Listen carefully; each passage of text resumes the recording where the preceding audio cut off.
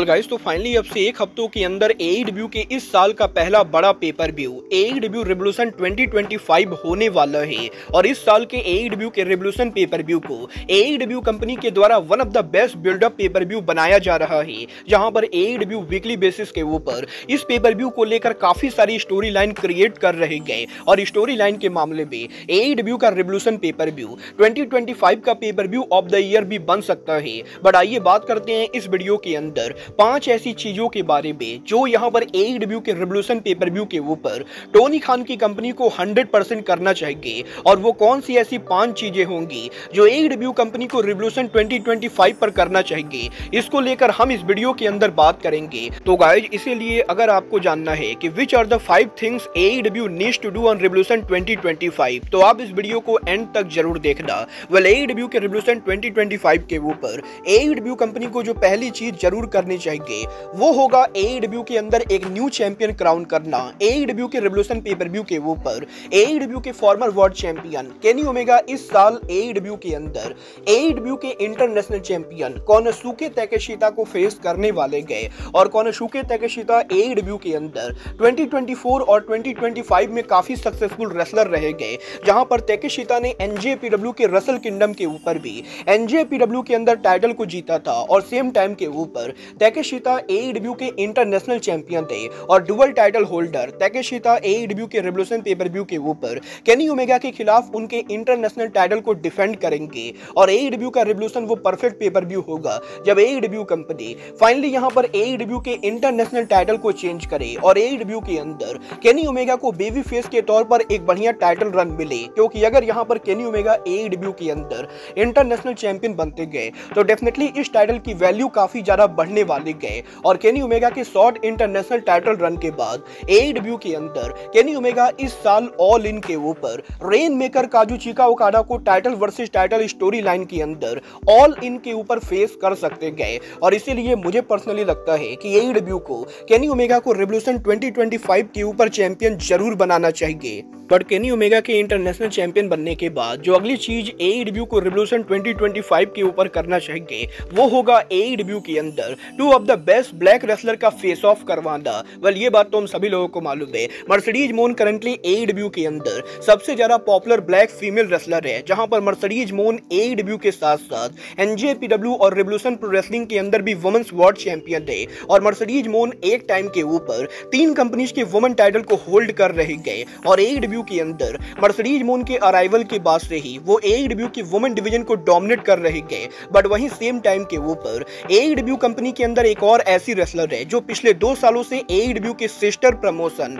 Ring of honor wrestling को dominate कर रही गए। और ये रेसलर और कोई नहीं बल्कि आरओएच की longest rain women champion Athena है। गाइस, यहाँ पर ये बात तो हम सभी लोगों को मालूम है। अथीना पिछले 2 सालों से आरओएच की वुमेन चैंपियन है। और अथीना आर्गुएबली आरओएच रेसलिंग के अंदर all time greatest women champion category में गिनी जाती गई। और एईडब्ल्यू के इस हफ्ते डायनामाइट शो के ऊपर एईडब्ल्यू में बिली स्टार्क और मर्सिडीज मोन के कन्फ्रंटेशन के बाद ऑलरेडी एईडब्ल्यू ने ये टीज करना स्टार्ट कर दिया है कि फाइनली फैंस को अथीना और मर्सिडीज मोन के बीच में ड्रीम राइवलरी देखने को मिलने वाली गए। और एईडब्ल्यू का रिवॉल्यूशन वो परफेक्ट पेपर व्यू होगा जब यहां पर मर्सिडीज मोन अथीना एईडब्ल्यू के अंदर हमें यहां पर फेस टू फेस कन्फ्रंटेशन करते हुए दिखाई दे। और एईडब्ल्यू के अंदर पेपर व्यू के ऊपर मोन और अथीना का आमना सामना होगा। डेफिनेटली यहां पर फैंस को काफी पसंद आने वाला है। बट मर्सिडीज मोन और अथीना के कन्फ्रंटेशन के बाद जो नेक्स्ट चीज एईडब्ल्यू को रिवॉल्यूशन 2025 पर करनी चाहिए वो होगा डॉन केलिस फैमिली के अंदर न्यूएस्ट मेंबर को ऐड करना। गाइज, यहां पर ये बात तो हम सभी लोगों को मालूम है। हाल फिलहाल में एईडब्ल्यू के अंदर डॉन केलिस फैमिली के अंदर काइल फ्लेचर कोनोसुके ताकेशिता के बाद अब मार्क डेविस की एंट्री भी हो चुकी है। और अब यहां पर डॉन केलिस फैमिली के अंदर रिवॉल्यूशन पेपर व्यू पर न्यू मेंबर का आना Don Callis family storyline के लिए काफी बेटर होगा। गाइज, यहां पर एईडब्ल्यू के रिवॉल्यूशन पेपर व्यू के ऊपर Don Callis family member Kyle Fletcher Will Ospreay को स्टील केज में फेस करने वाले गए। और इस मैच के अंदर अगर यहां पर एईडब्ल्यू कंपनी एनजेपीडब्ल्यू के strong openweight champion Gabe Kidd का इंटरफेरेंस करवाती गए तो ये यहां पर गेब किड के डॉन केलिस फैमिली को ज्वाइन करने का परफेक्ट मोमेंट होगा। गाइज, यहां पर एक हफ्ते पहले एईडब्ल्यू के कोलिजन शो के ऊपर जब Bullet Club War Dog member Gabe Kidd ने एईडब्ल्यू पर उनका इन रिंग डेब्यू किया तो गेब किड के मैच को Don Callis backstage area से देख रहे थे। और ऑलरेडी यहां पर डॉन केलिस ने ये टीज कर दिया है कि वो यहां पर गेब किड के साथ काम काम करना चाहते गए और AEW का रिवोल्यूशन वो परफेक्ट पेपर व्यू होगा जब यहाँ पर Gabe kid steel cage match के अंदर इंटरफियर करे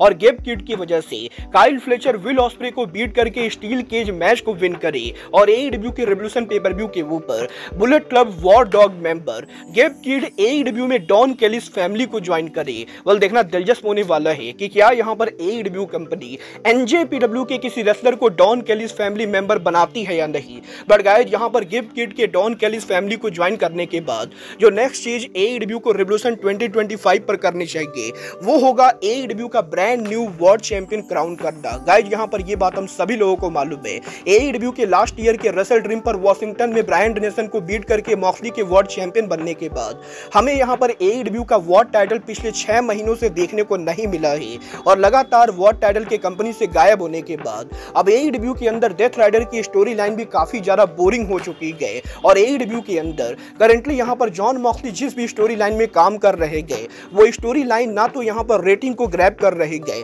ना ही उस स्टोरी लाइन को देखने के लिए ऑडियंस शो के ऊपर आ रहे गए और इसीलिए अब टाइम आ चुका है जब AEW का वर्ल्ड टाइटल फाइनली किसी और को मिले और AEW का रिवोल्यूशन वो परफेक्ट पेपर व्यू होगा जब यहाँ पर AEW कंपनी एडम कोपलैंड को AEW का ब्रांड न्यू वर्ल्ड चैंपियन बनाए और AEW के रिवोल्यूशन पेपर व्यू के ऊपर एडम कोपलैंड जॉन मॉक्सली को बीट करके फाइनली AEW के अंदर उनका पहला वर्ल्ड टाइटल विक्ट्री हासिल करे। क्योंकि एडम कोपलैंड ने ऑलरेडी यहाँ पर रिवोल्यूशन पेपर व्यू के पहले डेथ राइडर के 3 मेंबर्स को ठिकाने लगा दिया है तो इसीलिए रिवोल्यूशन पेपर व्यू के ऊपर एडम कोपलैंड का यहाँ पर AEW वर्ल्ड चैंपियन मॉक्सली को बीट करके वर्ल्ड चैंपियन बनने के काफी ज्यादा चांसेस होंगे। बट एडम कोपलैंड के वर्ल्ड चैंपियन बनने के बाद जो फाइनल चीज AEW रिवोल्यूशन के एंडिंग पर होनी चाहिए वो होगा क्रिश्चियन केज का कैश इन करना। गाइज यहाँ पर ये बात हम सभी लोगों को मालूम है पिछले 2 महीनों से AEW के अंदर क्रिश्चियन केज के पास AEW के वर्ल्ड चैंपियनशिप का नंबर 1 कंटेंडर कॉन्ट्रैक्ट है और AEW के अंदर अभी तक क्रिश्चियन केज ने उनके कॉन्ट्रैक्ट को कैश इन नहीं किया है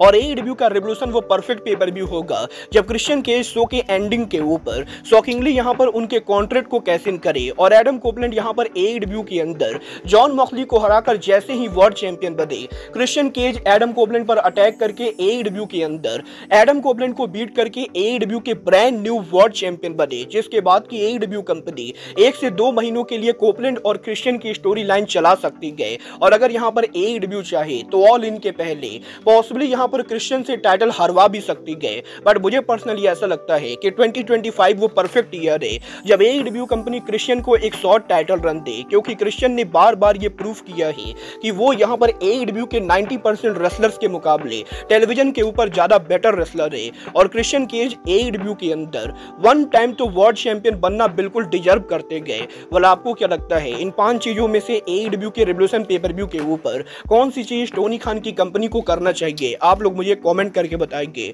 बट गाइज अब आज के इस वीडियो में बस इतना ही। मैं मिलता हूं आपसे अपने अगले वीडियो में। बट गाइज तब तक के लिए good bye, good night and bang.